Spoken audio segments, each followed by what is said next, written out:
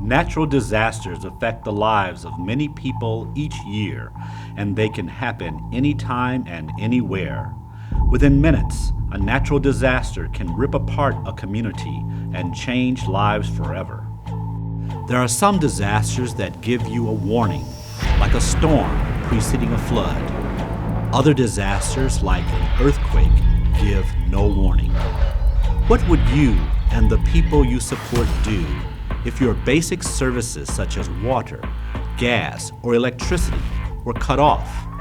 What would you do if you were forced to evacuate your neighborhood or you are confined to your home? Once a disaster happens, the time to prepare is gone. Ask yourself, are you and the people you support ready?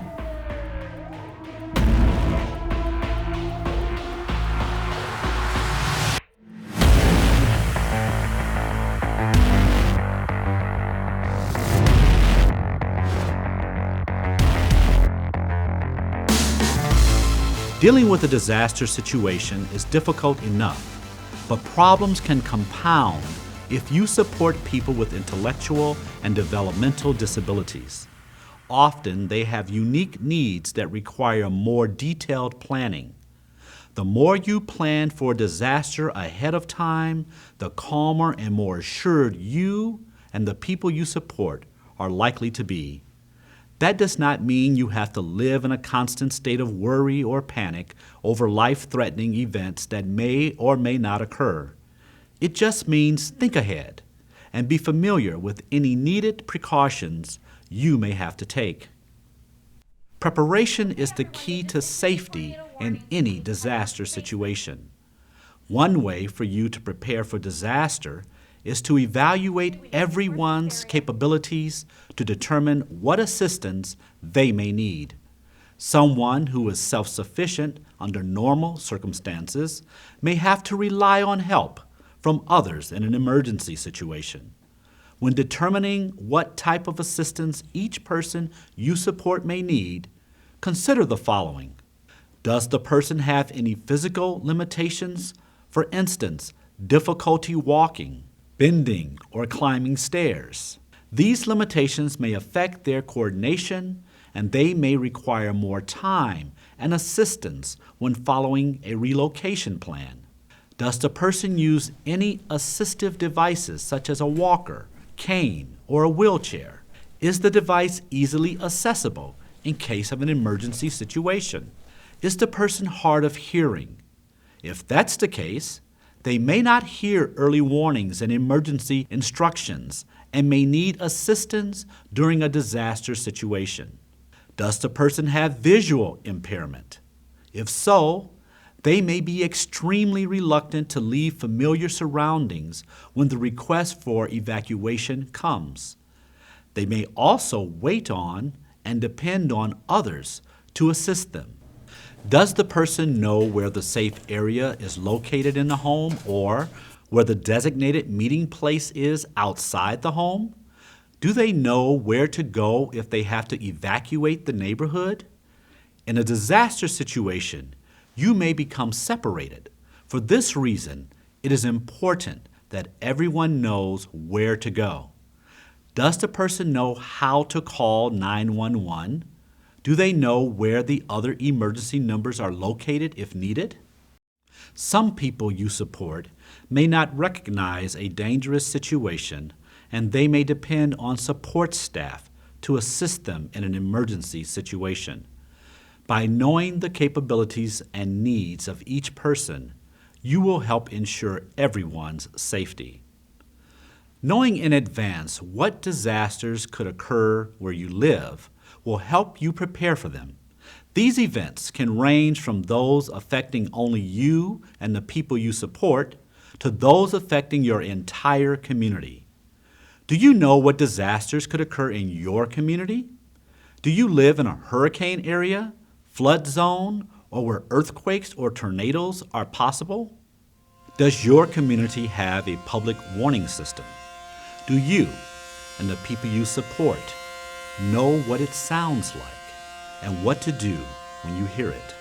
Find out if you have a local emergency management office. Many local emergency management offices maintain registers of people with disabilities and their needs so they can be located and assisted quickly in a disaster.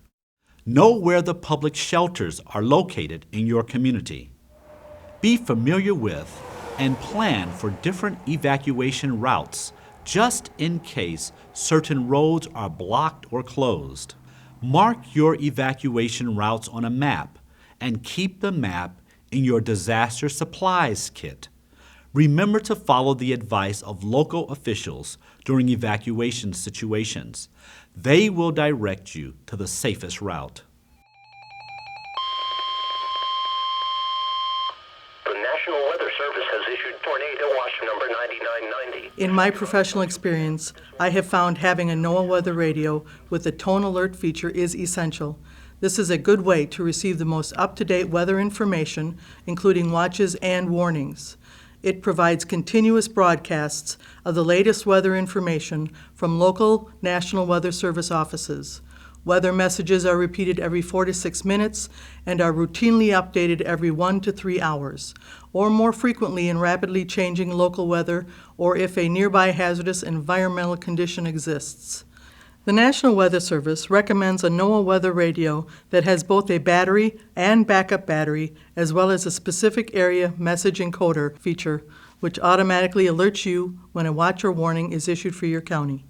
Certain television and radio stations will also broadcast emergency messages from local authorities.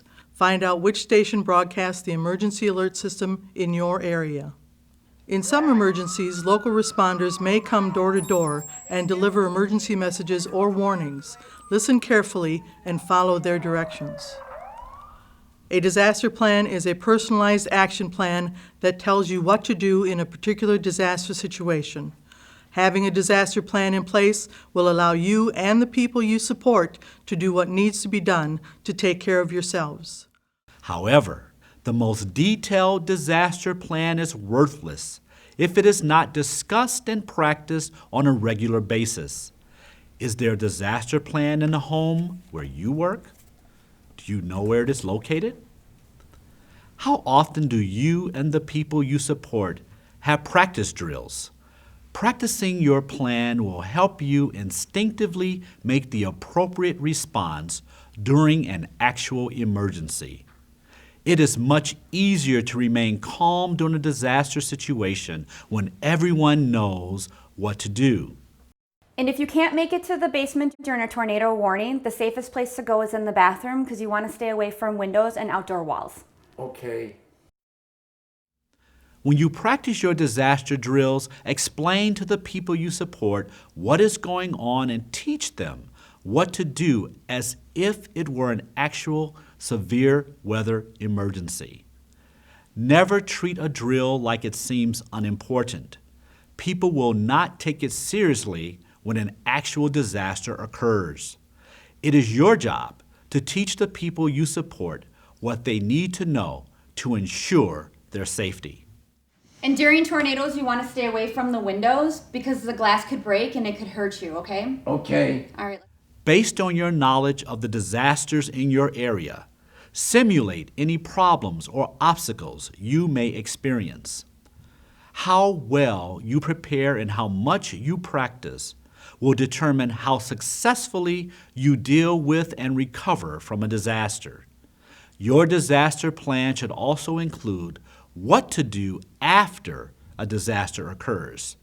After a disaster, your environment may be very different. Exits to the home may be blocked and sidewalks may be impassable. Your usual ways of getting groceries and medication may be disrupted. Utilities like electricity, water, and gas may also be disrupted for a long time. There could be so much debris on the streets that it would take days to clear it away. This could leave you stranded at home and keep others from reaching you. On the other hand, you and the people you support may have to evacuate to another location on a moment's notice. Because you never know when you have to evacuate, keep your vehicle's fuel tank more than half full at all times. It's also a good idea to have a smaller version of your disaster supplies kit in the vehicle. Do you have any pets in the home? If you do, have a plan in place for them in case you have to evacuate. If you plan on taking your pets with you during an evacuation, be aware that pets, other than service animals, usually are not permitted in emergency public shelters for health reasons. Prepare a list of family, friends, and boarding facilities that could shelter your pets in an emergency. Also, add any items your pet may need in a disaster situation to your disaster supplies kit.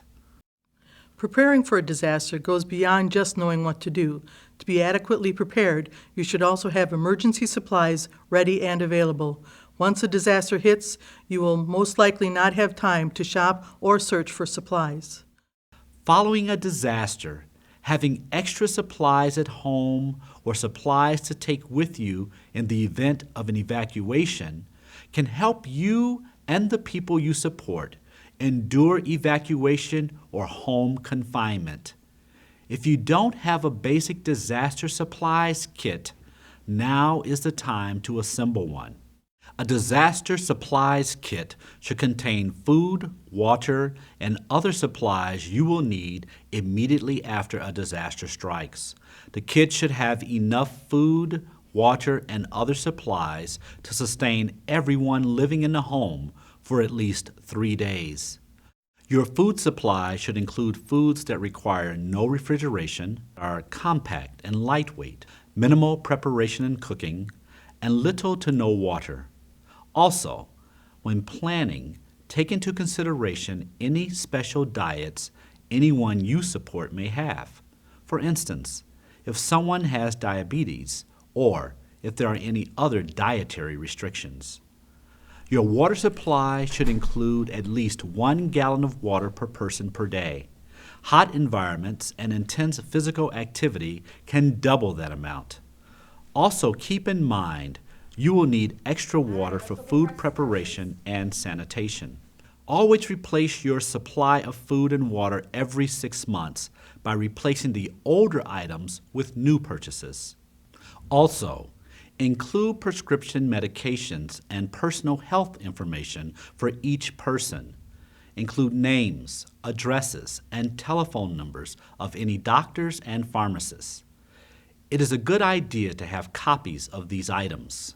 Remember, when making copies of any health information, maintain confidentiality. It is also a good idea to have non-prescription drugs for pain, diarrhea, upset stomach, vomiting, and constipation included in your kit. Be sure to check these items occasionally for expiration dates.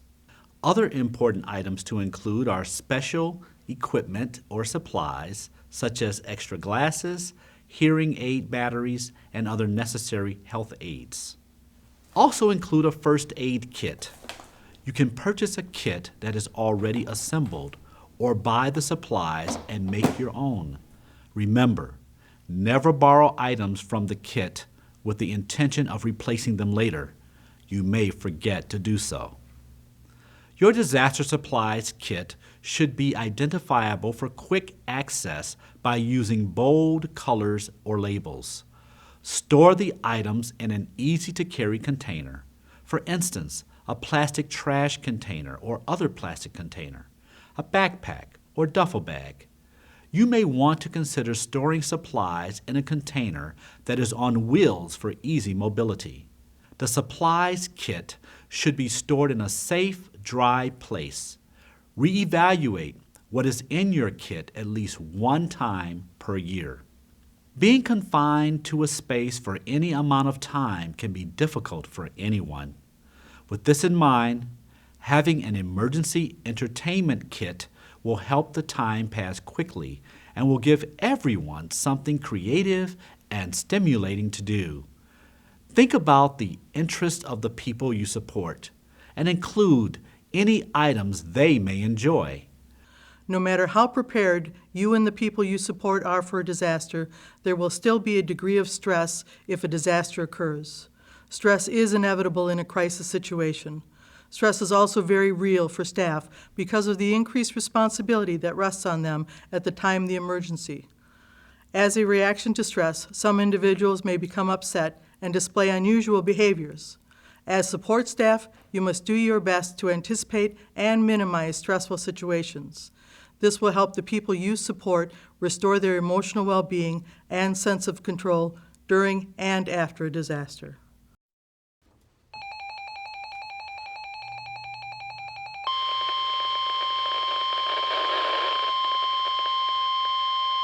The National Weather Service has issued tornado watch number 9990, effective until 2 p.m. This watch includes all Give as much lead time as possible whenever you can for the person's benefit. Hey, Michael and Jamie, they just issued a tornado watch for our area, so we need to prepare in case it turns into a tornado warning. So the disaster supply kit is in the basement, but if you guys need any personal items, now the time's to get them. Okay. I have what I need.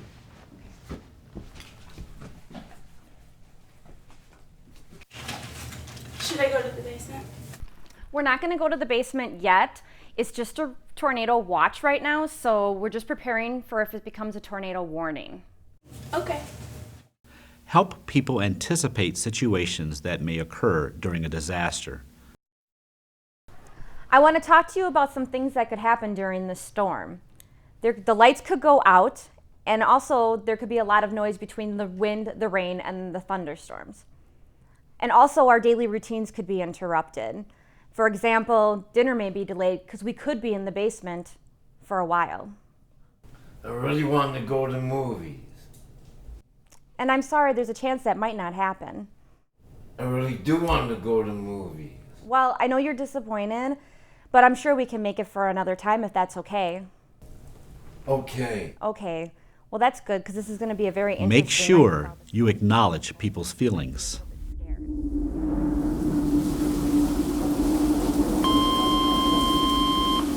The National Weather Service in Milwaukee has issued its tornado warning for all 20 counties.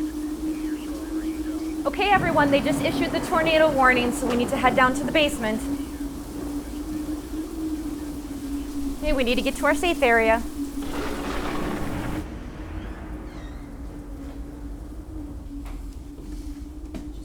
Always remain calm, objective, and respectful. If the people you support sense that you are upset and losing your confidence, their anxiety will only be heightened.